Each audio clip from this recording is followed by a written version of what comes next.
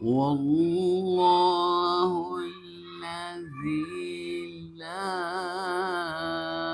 إله إلا هو عالم الغيب والشهادة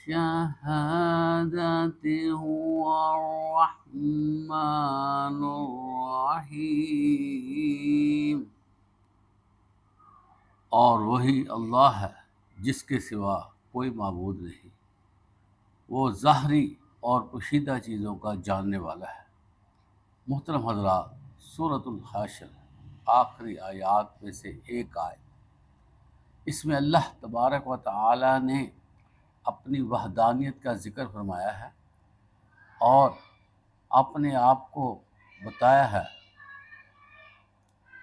اور اس میں محترم حضرات اللہ تبارک و تعالی نے وحدانیت کا ذکر فرمایا ہے اور فرمایا گیا ہے کہ کوئی معبود نہیں ہے مگر اللہ، کوئی عبادت کے لائق نہیں ہے مگر اللہ، کوئی ایسی ذات نہیں ہے جس کے سامنے جھکا جائے مگر اللہ، کوئی ایسی ذات نہیں ہے جس کے سامنے آہوازاری کی جائے مگر اللہ، کوئی ایسی ذات نہیں ہے جس سے دل کی باتیں کی جائیں مگر اللہ۔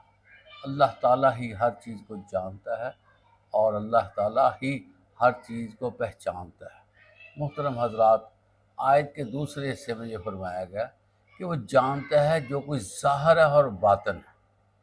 یہ بہت ہی بڑی اللہ کی صفت ہے اور پوری کائنات کو گھیرے ہوئے یہ صفت ہے، اور کائنات میں اللہ جیسی صفت کسی کے پاس بھی نہیں، اور محترم حضرات اللہ جیسی صفت کا کروڑواں حصہ بھی کسی اور کے پاس نہیں۔